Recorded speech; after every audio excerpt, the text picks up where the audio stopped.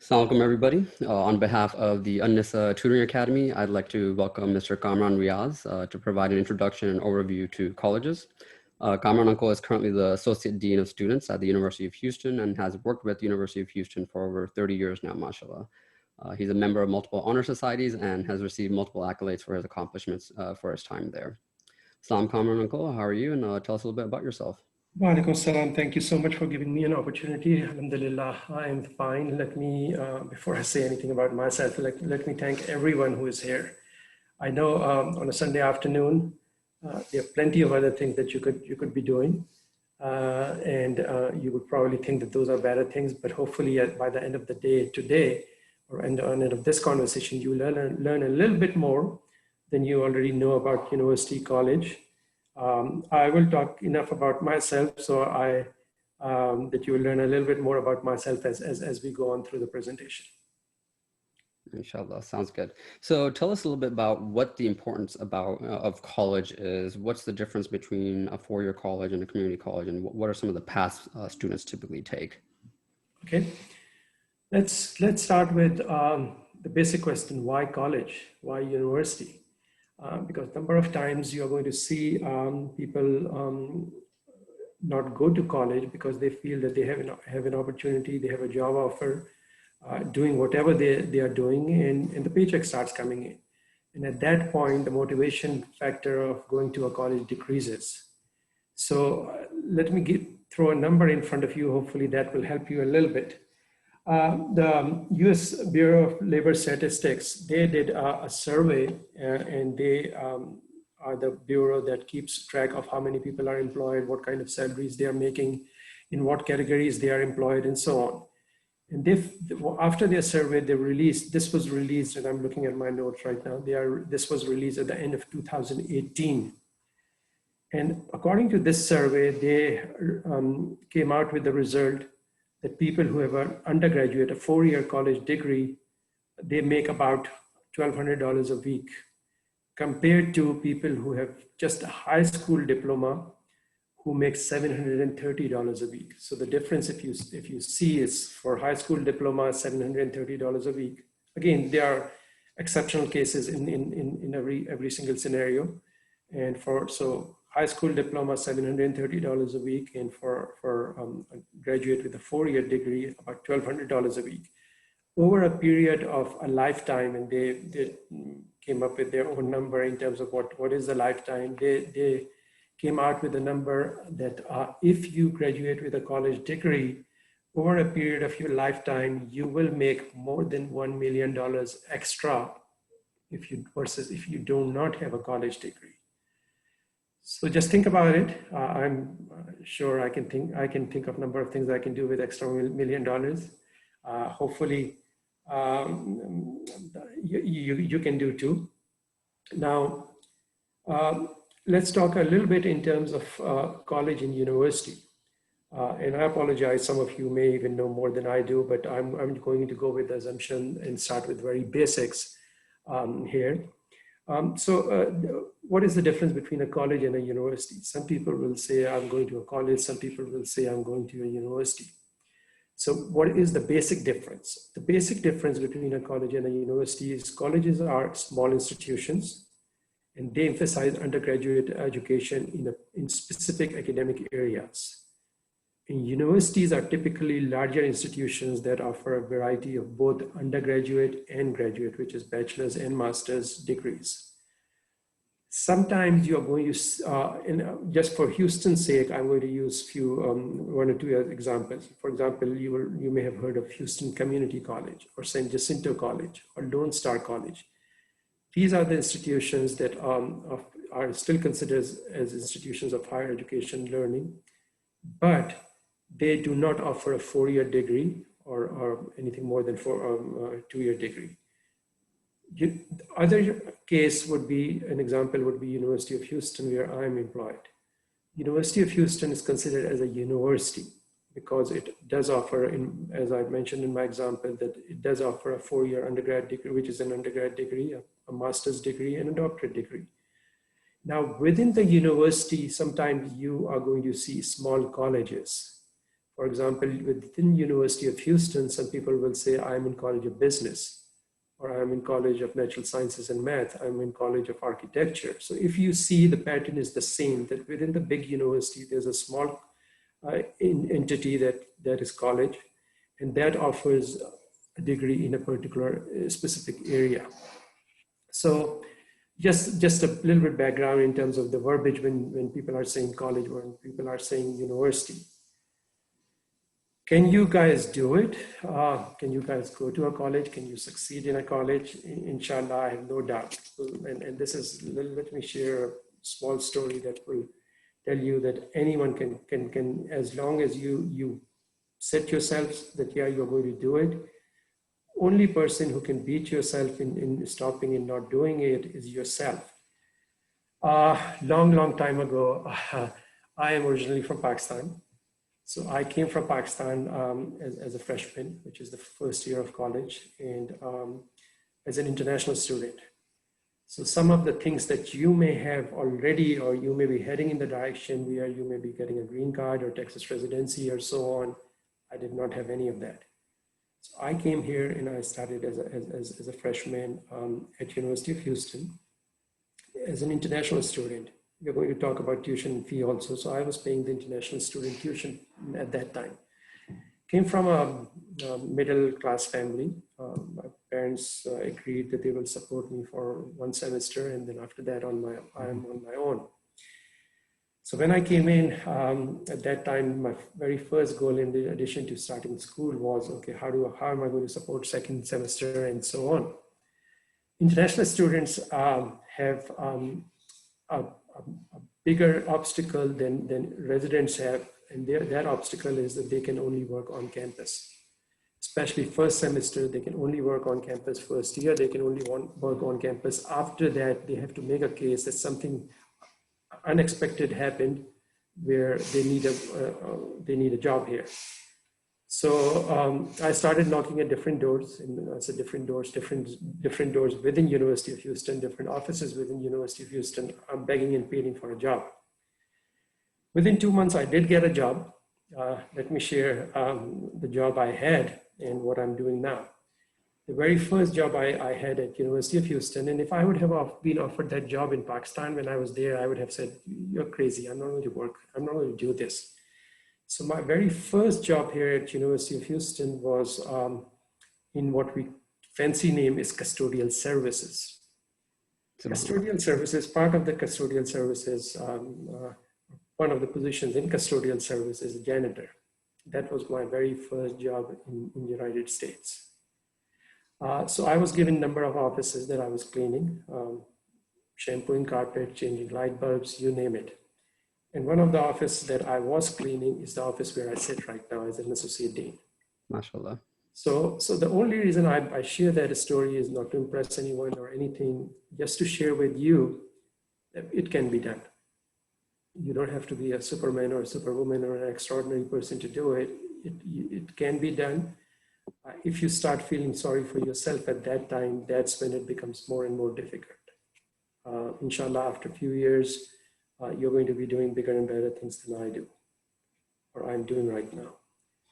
So now let's talk a little bit in terms of, we talked about college, we talked about university. Let's talk a little bit in terms of the advantages and disadvantages of you starting at a college or starting at a university. And again, for our discussion purposes, when I say college, I'm going to talk about Houston Community College, even though you can translate into San Jacinto, Montgomery College, any other college. And when I talk about university, I'm going to be talking about University of Houston. So advantage of going to a four-year institution, a university. You're going to hear from people that sometimes it has better academic reputation, which is true. Four-year institution or four-year university, universities are 4 years at least, universities will have better academic reputation. Second thing, advantage is they are more useful in terms of opening career options. Sometimes you have a better chance of getting an internship if you are studying at a university versus you are studying at a community college. Another advantage, which I don't know if you would want to look as an advantage or a disadvantage, but another advantage is it's better for people who do not know what they want to do. So you can go into a university and start taking courses here and there.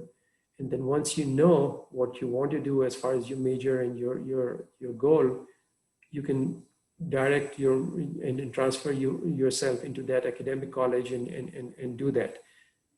Is that an advantage? Some people will say, no, that's a disadvantage because you're taking extra classes, you're spending more time, you're spending more money. So it can be looked at both ways. The last advantage that I can think of is that you can mix and match your classes. When I say mix and match your classes, some of them can be basic classes in terms of core classes. And we'll talk a little bit more about in terms of what core classes are and your major level classes. For example, let's say if accounting is your major, you can take some basic classes that will count towards your core of a degree and some towards your major. Now let's talk in terms of community college. Even though I work at University of Houston, but I am a big fan of community college, and let me tell you why. The advantage is there. You've already heard advantages of a university. Advantages of a community college is that it will be closer to the place of your residence. So wherever you are living, you will find a community college closer to probably from where a university is. So keep that in mind. There's an advantage there. The other advantage you have at a community college is the class size. Class size is going to be much smaller at a community college versus at a university. Just to give you an example, let's take history, for example. History at a community college, you're going to get probably 25 to 30 people in your class. History class, when you're taking at a 4-year institution at a university, you'll be lucky if you see less than 200 people. So that is a big plus. With smaller classes, you get more attention, you develop more one-on-one relationship with the faculty who's teaching that class, and it's better. You can ask questions also. Questions you can ask in terms of at a university also, but it's more personal. The biggest advantage, and there's no substitute for that for some of us, is the cost of the college. The cost of the college at a community college is much cheaper than a 4-year university. Just to give you an example, and what I'm going to do is at the end, when I'm about to end, I'm going to put 1 or 2 links also, so you can actually physically go and see what I'm talking about. Just to give you an example, cost of a community college, a Houston community college, if you're enrolled full-time is considered as, in most cases, 4 courses, and we'll talk about that also, which is 12 credit hours. For 12 credit hours, the fee, this is for this semester, at a Houston Community College is about $750. If you take the same number of classes, and I'm putting my other sheet, if you take the same number of classes at a university, now whether that's University of Houston or any other university, the fee for those 12 credit hours would be $4,900.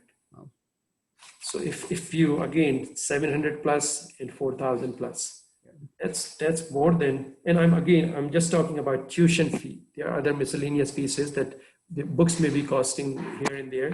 So I'm just talking about apples and apples and comparing the two. So with $750 versus $4,900, just imagine how many semesters you can complete with that amount of money. Mm-hmm. Now we talked about credit hours, the 12 credit hours or 4 courses. What is credit hours? Let's talk about that a little bit. Usually the rule of thumb is that every 4-year degree requires you to complete certain number of credit hours. And what that credit hours is, for each course, in most cases, there are some exceptions like labs and so on. Each course without a lab will give you 3 credit hours of credit once you complete that course. What that would mean is that you would be in class 3 hours a week. Now that 3 hours a week can be a Monday, Wednesday, Friday, 1 hour each day class, or it can be Tuesday, Thursday, 1.5 hour each day, or some evenings, 1.5 hour each day. But at the end of the day, the result will be that you are going to be in classes 3 hours a week for the whole semester to get 3 hours of credit for that course. most of the degrees, and I say most, 90% of the degrees require you to complete 120 hours, 120 credit hours for you to get a degree. So minimum it will be 120. So you can do your own math in terms of for each course, it's about 3 hours. There are going to be some exceptions where a course may require a lab also. And if that's the case, the lab may be 1 hour, the course may be 3 hours, the total may be 4 hours. So that's the difference between when people are saying, oh, you need to take this many credit hours and versus that many credit hours, what the credit hours mean. Now let's talk about application process.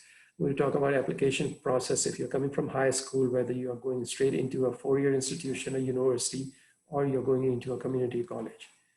At this point, for those of you who are seniors, which in this case means if you are seniors, then you will be starting, inshallah, a university or a community college next year, which will be fall of 2021.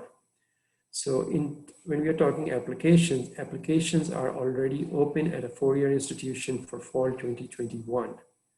So if you are interested in applying at a four-year institution, like University of Houston, you can go and you can apply at this point. Applying does not mean that your file is going to be completed. Applying means that you have submitted your application, and what does that mean at this point? Due to COVID-19, universities have changed their admission processes a little bit. It varies from university to university, but in most cases, it's pretty similar. For 2021, there are a number of universities, still now, universities were requiring your high school transcripts. They were requiring your extracurricular activities list, that what you have done if you are joined any organization in high school, and if you have what organizations and what is your status, you're a member, you're an officer, and so on. And in addition to that, in addition to application, your extracurricular activity list, they were also asking for SAT or ACT scores. Due to COVID, number of SAT and ACTs were canceled. So now the universities have gone back, and universities are looking at how do we admit students for next year, again, fall 21, when we know not everyone will be able to provide an SAT score or an ACT score. So admission process and policies have changed. And now what they are looking at is basically your high school grades. And in addition to your high school grades, what other extracurricular activities you have been part of. Now, if you have ACT or SAT scores, because there are some individuals who may have taken those courses when they were juniors, they will still look at them. So they will take your application, they will look at SAT scores if applicable. If they are not available, then that's fine. They will look at any other extracurricular activities, and then they will look at each application differently and make a decision based on that. Grades count the most, and of course, the extracurricular activities after that. So, if for some reason people cannot get admitted into a four-year institution, into a university, you can still apply. That's not the end of the world. You can still apply at a community college. Let's look at what community college look at in terms of admissions. And after community college, what can you do? How can you go back from a community college to a four-year institution? You can, for community college, you will just have to go on their website. You will have to just turn in the application. They are not going to require you to give SAT. If you have SAT scores, you can give them the SAT scores. They will look at your grades. They will look at the district, the area you're living in, and where that community college is. So the community college fees is two kind of fees, just like a university fee is. They have two different categories. For university, we talk about what the number I gave you is for in-state fee, which means that you are a state of Texas resident. People talk about in-state, out-of-state, and international student fee. Technically, most of the universities, especially University of Houston, has two different kinds of tuition and fees. One is in-state and one is out-of-state. So if you are a resident of state of Texas, that's in-state tuition. If you are from California, you're coming from Pakistan, coming from Egypt, Syria, wherever, it's just in out-of-state fee. There are a few miscellaneous charges that international students have to pay in addition to out-of-state fee, but that's in-state and out-of-state. For community colleges, the kind of fee they have is they call in-district fee and out-of-district fee. So in-district fee would be, just to give you an example, I live in Pearland. Now, if I go to a community college or apply to a community college that is in Harris County, I'm going to be paying a higher fee because I'm out of the district. I'm not living in that area. But if I live in that area, then I'm going to be paying in the district fee. So the fee that I was talking to you about, 750 plus 40, in comparison to 4,900, that's in-state and in-district fee for those two places. So just keep in mind, wherever, if you decide to go to a community college, sometimes you're going to hear from people that there's a stigma attached with the community college. Guess what? You may not have gotten admission into a four-year institution. That's why going to a community college. Not true. Not true anymore. The reason it's not true anymore because the cost of higher education is going up, up and up. It's not coming down. So a number of times people will go to a community college and then transfer into a four-year institution. And this is how you do it. If you're admitted into a community college, regardless of whether your preference was a community college or you are into a community college because of tuition factor or other costs, or the other cases, of course, if you don't get admitted into a four-year institution. If you complete 30 credit hours at a community college, then you are going to be completing your freshman year. So freshman year is 0 through 29 credit hours, and then 30 through 59 credit hours is called sophomore. 60 through 90 credit hours is considered as junior. Classification in 91 until you graduate is considered as senior. So once you complete your freshman requirement of freshman 30 hours or more at a community college, then you can go back to a university and reapply. When you reapply to a university after going to a community college and completing 30 hours, only thing university is going to look at that point are your grades from the community college. So even if SAT was a requirement, you are not going to be required to submit SAT scores. The reason I'm saying if SAT was required, who knows, things may change in a year or two or so on. But you don't have to worry about submitting an SAT scores if you have completed 30 credit hours. You don't have to worry about submitting your extracurricular activities list if you have completed 30 hours or more. Because then you are going to be considered, from a university perspective, you're going to be considered what is called a transfer student, not a freshman. So the transfer student requirement is different, which is your grades in a community college. So remember, keep that in mind. The other thing you need to keep in mind is all universities have a limit of how many hours you can transfer from a community college to a four-year institution. So yes, you can start at a community college. Yes, I would advise you to complete more than 30 hours before you transfer to a university. But the other magic number is 60 credit hours.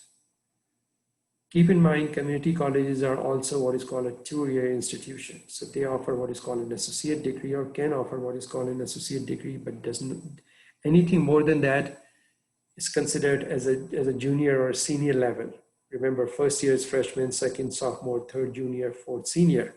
Community colleges do not offer junior and senior levels. So after 60 hours, you are classified as a junior.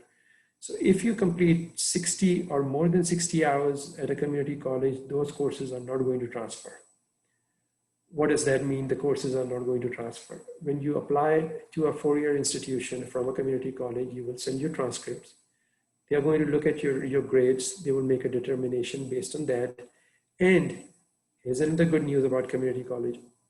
University of Houston has an agreement with every single community college in city of Houston, which means that you complete certain number of courses, we will transfer those courses as certain number of courses with a certain label of that course. You take freshman level English at a community college, we will transfer it as long as you have a C or better as a freshman level English at an institution.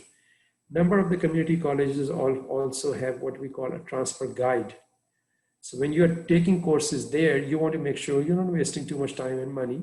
So you can look at the transfer guide and the transfer guide will tell you if you complete that course, whether that course will transfer to a university or not, and if it will, what kind of credit you will get at a university. So that's something that is important and for you to keep in mind. You're also going to hear from people that GPA, which is grade point average at a community college, do not transfer at a university. So just barely pass your courses at a community college and you're in good shape. Part of that information is true, part of that information is not true.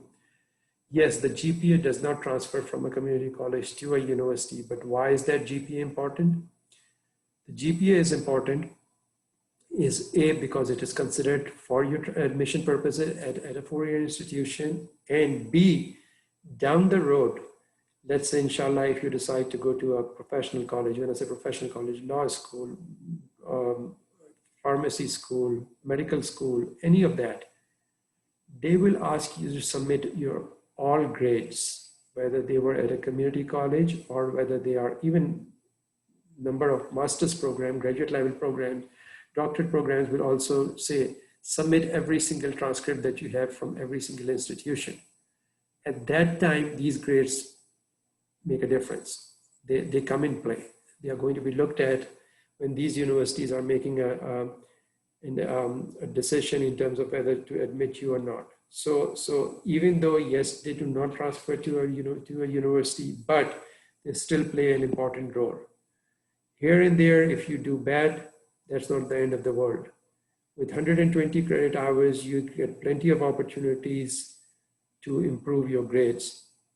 But that does not mean you need to do bad in your first few semesters. That, well, I'll have opportunity to improve my grades. The more courses you have, the more hours you have, the more difficult it gets to improve those grades. So keep that in mind in terms of that. That is a factor. Other thing in terms of once you are at a university, let's talk about what happens. How does it work in order for you to start at a university, in order for you to graduate from a university? I've already talked about credit hours. So the credit hours are going to will apply here at every university. There are three kind of courses that you will have to take. The first level of courses, or the first kind of courses that you will have to take, they are called, what we call them, university-wide courses. Some people will call them core classes. What are those classes and why do you have to take it? The reason we call it in our discussion when we are talking at a university level courses, because those are the courses you have to take in a university, regardless of what major you have and what college you apply into. So whether you're in College of Business, you're in College of Hotel and Restaurant Management, you're in College of Architecture, you have to take those classes. Example of those classes will be English, freshman level English. Example of classes, those classes will be history, American government, also known as political science. So that's, and I'm just giving you very basic psychology, sociology. So some of those classes are called university classes, also known as core classes. Then the second level will be what we call college-wide classes. So now keep in mind, you are admitted into a university, whether you were admitted directly into a university or through a community college. You are admitted into a university and you are admitted and you have selected a major. So whatever your major is, that major falls within a college in a university. Let's talk in terms of accounting or marketing. If that's your major, that falls in College of Business. So now your major is marketing or your major is accounting and you are a student in College of Business. So you're a student at University of Houston, but a student in College of Business, and your major is, let's use accounting as an example. So your major is accounting.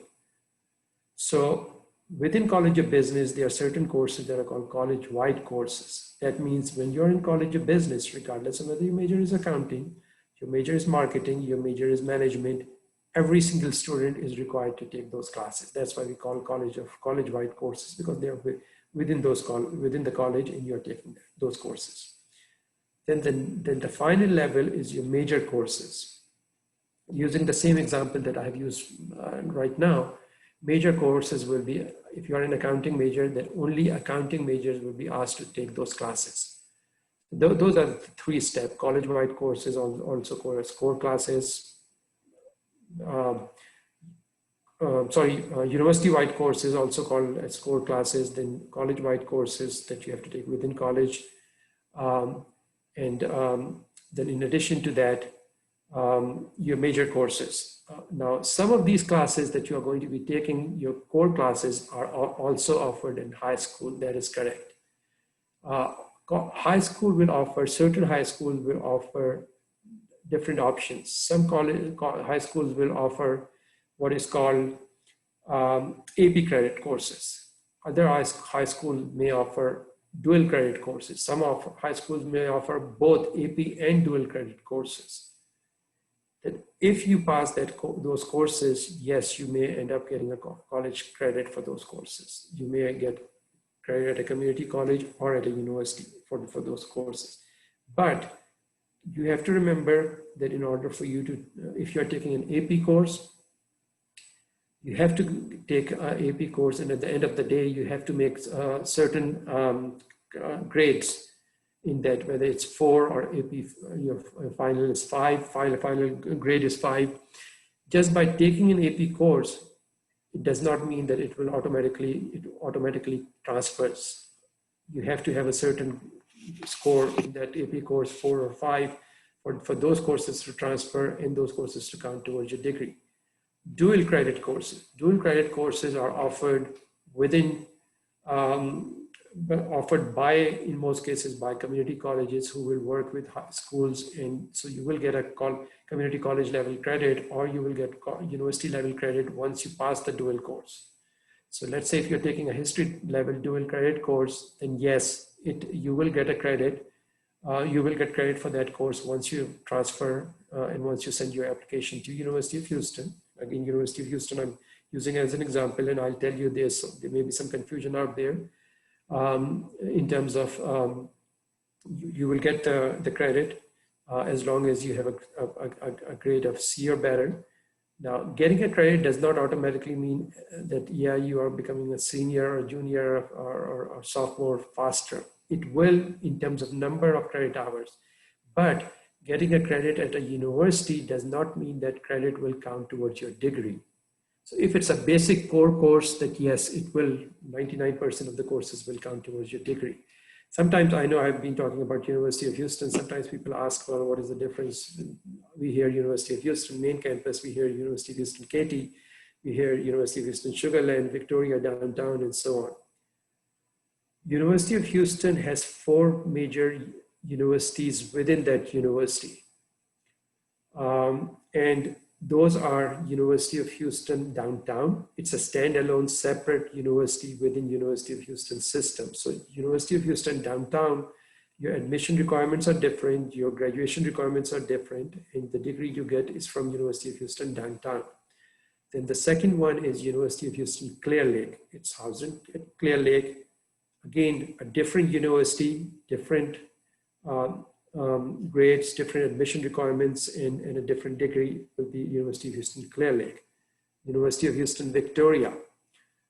It's in Victoria, Texas, which is not very far from Houston, but again, a separate institution, separate admission requirements, separate degree, and so on. Then let's talk about University of Houston main campus. It's called University of Houston. Some people will call University of Houston main campus, but it's called University of Houston. We have what we call satellite campuses. Satellite campuses means that we offer classes that are counted as University of Houston classes at other places also. So those places are Sugar Land. So when you take classes at University of Houston Sugar Land, you are taking classes at University of Houston. University of Houston, we just opened a Katy campus. So if you're taking classes there, you are taking classes at University of Houston Katy. Other places, Victoria, downtown, Clear Lake, are different campuses. Why are they called University of Houston? Because University of Houston is what is called a University of Houston system. All these universities are reporting to the same entity. Just like at some point you may hear UT Austin, University of Texas at Austin, UT Dallas, UT San Antonio. These are all standalone campuses. Same thing, they are reporting to the same entity. So that's why they are called University of Houston. At the end of the day, if you go to a community college, whether you go to a Lone Star college or you go to a Houston Community College, the question is which is better. There's no difference. You will still get, you will still complete your courses at Lone Star College, Alvin Community College, Houston Community College. Those people who are working at that community college may do a marketing job and say, oh, guess what, we are better than the other. From University of Houston point of view, they are all the same. We have agreement with all of them. Keep in mind, at the end of the day, inshallah, you are going to get at least a bachelor's degree or a master's degree. If you are planning to get a bachelor's degree, it does not make a difference whether you went to Houston Community College, you went to Lone Star Community College, or you went to Alvin Community College. Just like once you get into at this point, you are not going, and no one is asking you, where did you go to school and where did you complete your 5th grade?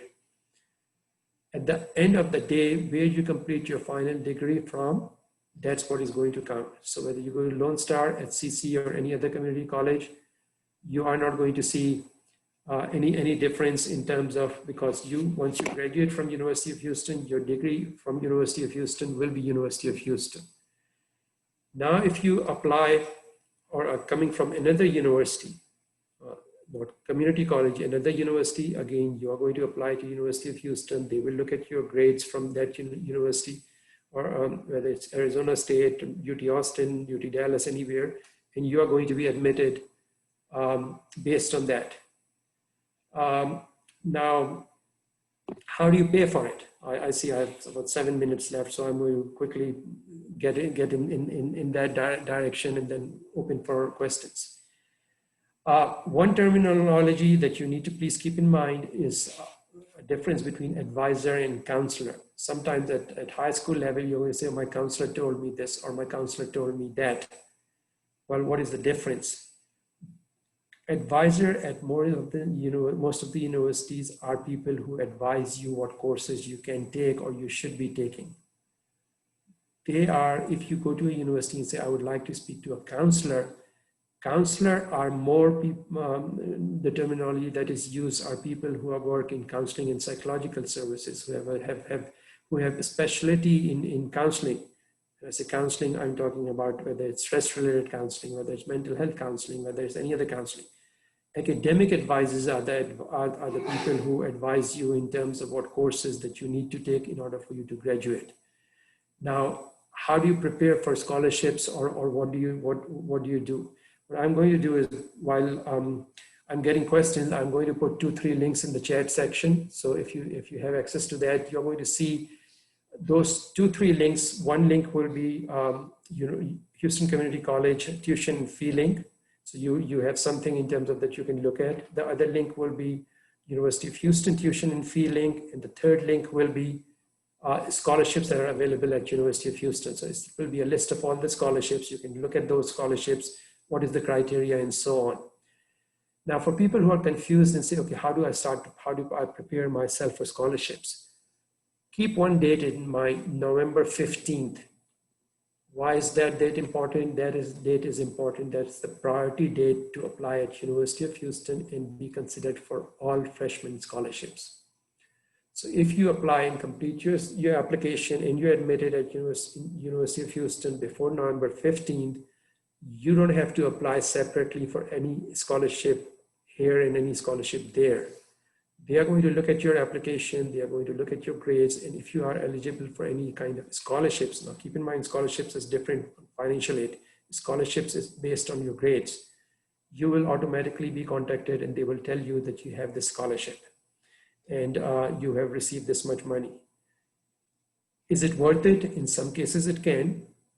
Again, I will leave it up to you and you do your own calculations in terms of if you get $2,000 worth of scholarship, is it better than paying $800 at Houston Community College or getting a $2,000 scholarship and paying $5,000 at University of Houston? So that's up to you. But yes, November 15th is the deadline. So keep in mind, if you haven't opened your web browsers and you haven't applied, this is the time to start looking at it and apply. Other thing that you need to keep in mind in terms of once you are admitted, if you come in as a transfer student, or if you don't get any scholarships at the beginning of the university when you start as a freshman, there are always scholarships that are available based on your grades, how you do, how well you do at University of Houston. So first year you were not given any scholarship. Based on once you start at University of Houston, you will have a grade point average at University of Houston. So you need to keep in mind how have you done there? Based on that, whatever your major is, you can approach them and say, okay, this is how I did. I didn't get any scholarships at the beginning of the semester or at the beginning of when I started at University of Houston, but these are my grades at University of Houston. There are more scholarships that are available. But a big chunk or a big list of scholarship I'm going to give you in 1 second. For those of you, if you are coming with A levels, I think that is one of the things that popped up. A levels, will you get credit for it? The key question to ask is not will you get credit for it? The key question is whether that credit will count towards your degree or not, whatever degree you decide. Will you get credit? Yes, you can get credit based on the grades that you have made. You will have to submit, in addition to your high school transcript, you have to submit your A-level grades also to University of Houston, if you're going to University of Houston, or Houston Community College. But the Houston Community College gives you credit or not doesn't matter, because at the end of the day, you are graduating from a 4-year institution. So then you send the transcript there also. So that's mainly something that you need to keep in mind. If I'm looking at, if you go to a community college for 2 years and you want to switch to a 4-year institution, will you pay in-state tuition? You will pay the tuition for in-state tuition of what the university's in-state tuition is. Your community college tuition is only good for at a community college.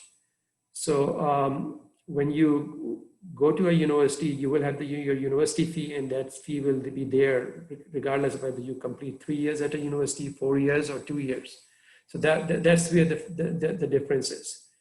Now, there's another question: how long do you have to live in Texas in order not to pay out-of-state fee? The rule of thumb is that you have to live in state of Texas for 12 consecutive months. Either you have to work here for 12 consecutive months and not go to school, and then you are eligible for in-state. Again, this is if you are a green card holder or you are a citizen, not if you transfer as an international student from California to here. The other thing that you need to keep in mind is that if you transfer and you get in-state, it can be based on your status, or it can be based on the status of whoever is filing taxes in state of Texas. For example, if the taxes are filed by your parents and they are claiming you dependent, then you can still keep going to school and don't have to worry about working full-time. If your parents are working full-time and our parents are working in state of Texas for 12 months, then basically you are in good shape because they have filed for taxes in state of Texas and they have claimed you as a dependent. So that's perfectly fine. Now, worst case scenario, if you are not able to apply before November 15th, what happens? Are you still eligible for same scholarships, or are you still eligible for same grants? Scholarship, you are going to be eligible, but that does not mean that may be automatically offered to you. The reason for that is they will look at the application that have been submitted before November 15th. They will look at those applications, match them with certain scholarships, see how much money they have. They will reach out to those students and say, guess what? Here's your acceptance letter. This is what you qualify for. Do you accept? Yes and no. And if they don't hear from you or you don't accept, they will go out and they will use that money to the next applicant and to the next applicant and to the next applicant. So if you apply in January, will you be considered? Yes, you can be, but it's not automatic that you will be considered. It's not automatic that they have the same amount of money left that they had at the time of when they're looking at the applications of in November. So will you have slightly less chance in January? I would say yes. I know this is not probably what you'd like to hear, but I'd like to be honest with you. So yes, you will have less chance of completing getting that scholarship? How long do you have to respond before your scholarship is given? And Umar, I don't mean to take anything away from you. I don't know if you have any questions. I'm just looking at the chat and trying to answer those questions. So please let me know if I'm out of line. No, that's perfectly fine. We can continue. Yeah, the one question there is how long do you have to respond before your scholarship is given to someone else? You have decent amount of time. It's not that they will send you an application and they will say, well, guess what, you have to decide within a week or so. So they will pretty much give you till end of that semester and ask you to register for online orientation for the university, which is needed. So don't feel bad if you still don't apply in January or decide to apply in March or April and so on. That does not mean you're not going to get an admission into the university. You are still eligible to get, but the longer you wait, the lower your chances of getting a scholarship is. Now, what about grant? How does the grant work versus a scholarship? Grant is based on need. So how does the grant work? I am not the expert, but I can give you guideline. In terms of, again, the sooner you apply, the better it is. You apply to a university, they admit you into a university, they don't offer you a scholarship. At that time, you are eligible to apply for a grant. Even if they offer you a scholarship, you are still eligible to apply for a grant. And when we reach that point, we will get into slightly more details, but you go online, and at that time, university will be in touch with you, financial aid office will be in touch with you. You can go ahead and apply in terms of a grant, and grant is going to be based on your need in terms of what your needs are, in terms of how much money your parents have been making versus what the cost of college is, and how much state grant are you eligible for. So that's how the grants work. It's different for different individuals because different people fall in different tax brackets. And based on that, the grant is looked at. Now, as an asylum seeker with work authorization, will you apply for a grant or a loan? As an asylum seeker with work authorization, the grant, there are multiple type of grants. Some of them are what is called state grants, others are called federal grants. So federal grants, no, as an asylum seeker, you may not be eligible for all federal grants that is out there, because they will have to follow a federal policy and what federal laws are. Will you be eligible for a state grant? I wish I can tell you that right now, things are changing as far as laws and regulations in terms of residency, in terms of green card, in terms of asylum seekers. They are changing very quickly. They may change again after November, depending on what happens. And I'm not trying to make a political statement here, but based on what happens in November in terms of elections, who come in and what their policies are. So I don't want to mislead you at this point that yes, you are going to be eligible, you are not going to be eligible. But again, once you apply, you will be able to be in touch with financial aid, and they will be able to assist you. And at some point, if we have to do a session and bring financial aid people, I'll be happy to work with financial aid and see what we can do. But again, at this point, it's too early in the ball game. Is psychology a high demanding major? That's a question that I see. What is a high demanding major right now is not what you should be looking at. What you should be looking at is what can you do with that major 4 years or 5 years down the road? Will it be a high demanding major at that point? With psychology, I can tell you that right now, there are certain advantages and certain disadvantages. That doesn't mean it's a good major or it's a bad major. The advantage of getting a degree in psychology, that it still keeps your door open for any graduate level degree or any professional colleges. So with psychology, you can apply for master's program in pretty much every single area. You may have to take some extra courses and may have to take an entrance exam for that area. But if you have a bachelor's degree in psychology, can you apply for an MBA, Master's in Business Administration? Absolutely. Can you apply for another degree? Can you apply for teaching and get a master's in education? Yes, you can.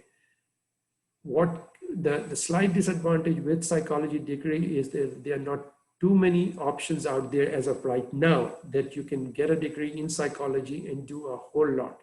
So it becomes slightly a bigger field, a wider field once you get into, and I'm looking at the chat and the questions are just coming and coming. So I'll try to answer as many as I can, please bear with me. So yes, it can be, if you're thinking of applying into psychology as a major or any major, whether it's neuroscience, whether it's psychology, whether anything else, you can apply and within first year, whether you are in a community college or you are at a four-year institution, change your major. Just make sure that the first year you take classes that apply what we call core classes or university-wide classes, because those classes will apply regardless of whether your major is going to be psychology, your major is going to be something else. So keep your options open. Now, what courses, and I'm going to go back, what courses you need to do in terms of you want to become a therapist, what you want to major in. For certain areas, if you get into a certain areas, you really don't need to have a four-year degree to get into that particular field. Now, whether that particular field is therapy, physical therapy, whether that particular field is nursing, whether that field is now nursing, nursing assistant, I'm sorry, not nursing, nursing is a four-year degree. So for some of those fields, you don't necessarily need to get a degree. In order for be a therapist, do you need a degree? Now, if we are talking therapists as I know as therapists, no, you do not, because sometimes people call what are people who have in counseling and psychological services also as therapists. So for something like that you do, but for regular you do not. What about neuroscience? Boy, you are getting to a level where I don't know in some areas how to even spell those areas. So what about neuroscience? From what I can tell you right now, based on what my understanding or what is that majority of the sciences, give or take here and there, will always be in demand. Neuroscience, will that be in demand? Absolutely. I have no doubt about it, whether it's 5 years from now or 7 years from now, whether it will be in demand. Yes, it will be in demand. Now, if the question is what degree you need to take, you can go in biology, you can go in chemistry, you can go in physics. Once you start, again, all these areas fall under what is called College in Natural Science and Mathematics. So once you enter the college, that is when you sit down with your academic advisor and say, this is what I'm thinking in terms of my major, what should be my area of concentration. So your major will be certain major, area of concentration will be your specialty within that major. So that's what you need to do. Quick question, those doing A levels and now stuck due to Corona, what do they have to keep in mind? If you've completed O levels, because if you're doing A levels, there's a good chance that you have done O levels before then. For O levels, you can still apply to a Houston Community College or Lone Star or any community college and then just take their placement exam and get in there.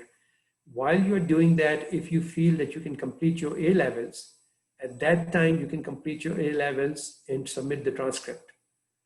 Now, if you have completed 2 A levels and you have not completed all of them, it depends on what 2 courses you have completed at A levels. You are not going to get A levels certification at that time or by completing 2 courses, but can those 2 courses be counted towards a degree and can you get credit? There's a possibility that yes, depending on the courses you have taken. What is full ride scholarship? Again, we are going higher and higher and higher, and I like it.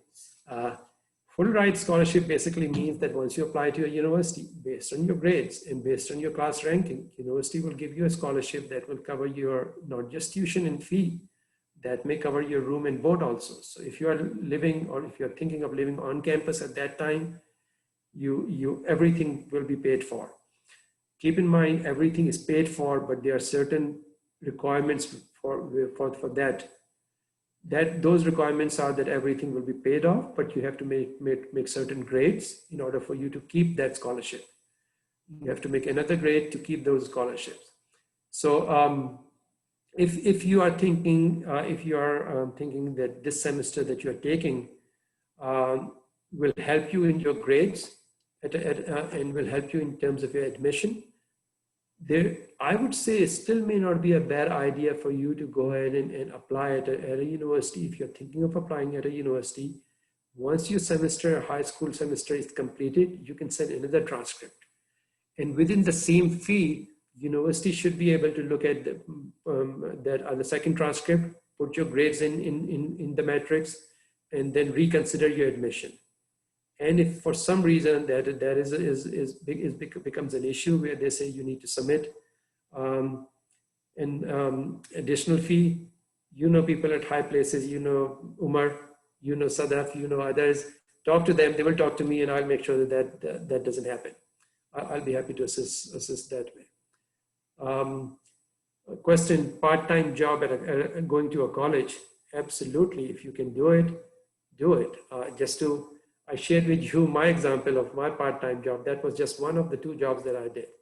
I went to, when I started at University of Houston, one of my job was 4 p.m. to midnight, and the other 1 a.m. in the morning to 6 a.m. in the morning. And then I took classes. So can you do, if you don't have to do it, the first semester or the second semester, you should not and concentrate on your grades, because those grades may help you in terms of making getting you a scholarship. But if you have to do it, yes. Can you do it? Absolutely do it.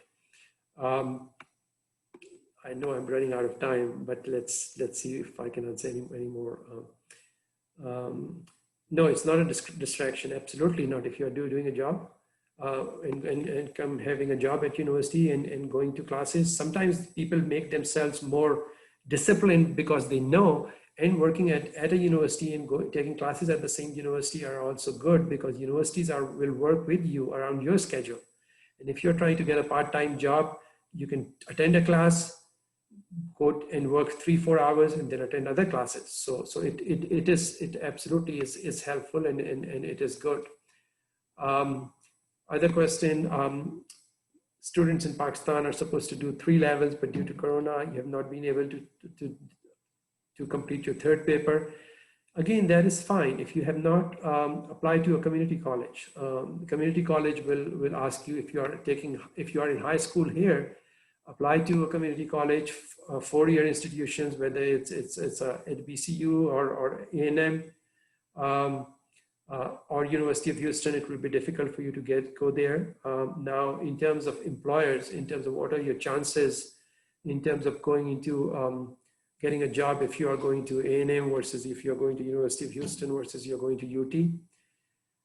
At the end of the day, regardless of where you go, does it matter? Yes, it does matter to a certain extent, but what your grades are, what you come out of with in terms of your final grades counts a lot more than which university you went to. I'm aware of a number of individuals here, a number of families here whose sons and daughters went to University of Texas at Austin, A&M, other universities, great institutions, no question about that. But at the end of the day, their final grades GPA was not high enough for them to go into medical college. So does it make a difference? Yes, it does. But I'm also aware of people going to University of Houston who are able to get into medical college and who are not able to. At the end of the day, it's your grades. That's the most important. Then the entrance exam you take for medical school, pharmacy school, and so on. In terms of a job,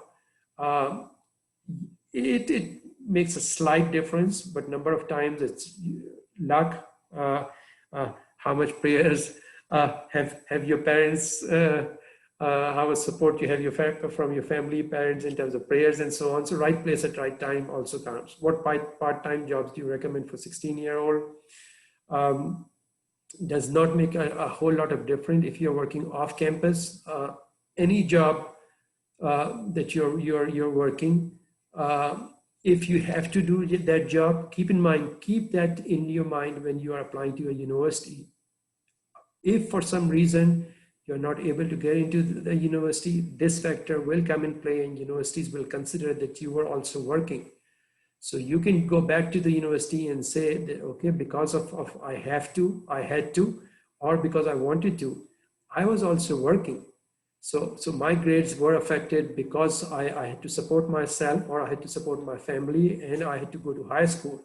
That is also something that will be taken into consideration. So it doesn't matter whether you're working at a McDonald's, Burger King, HEB, or any other job. What at the end of the day, what matters is if you are earning an honest living. I shared with you what kind of job. I worked as a janitor. If someone would have asked me that, if I go to Pakistan and someone say, "Oh, would you work as a janitor?" I would say, "You're crazy. Get out of here." I did it. I'm not ashamed. It's something that I help myself. I had my fund my education. So never again, remember this day in mind. Remember where you are right now. Always remember this day, regardless of where you end up down the road. Inshallah, all of you will be doing bigger and better things, will be in high places. But never ever forget the day that this day. Always stay humble. Always remember that you had to struggle. And my request to you is, once you become doctors, engineers, regardless of what you do, try to go back and help someone else. That help someone else can be not financially only, if you can't perfectly find, help someone else by sharing with them what mistakes you have made and what good things you do. Number of times I have seen when I go around in the community, people will say, "Oh, guess what? This is how great I am," or "This is what I did." Yes, we all are great. We all have strengths, but we all have weaknesses. We need to make sure that people learn from our weaknesses, people learn from our mistakes, so they don't repeat the same mistakes. This is a developmental process, whether you're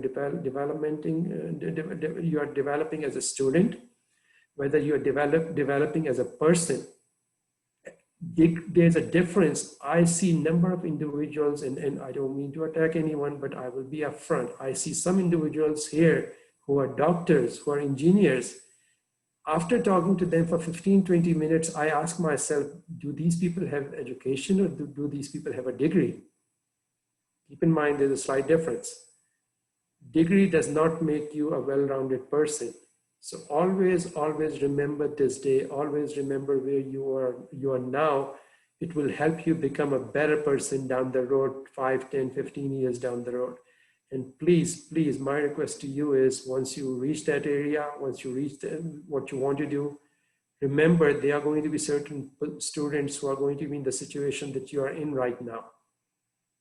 Please help them in any way, help them in advice, if nothing else.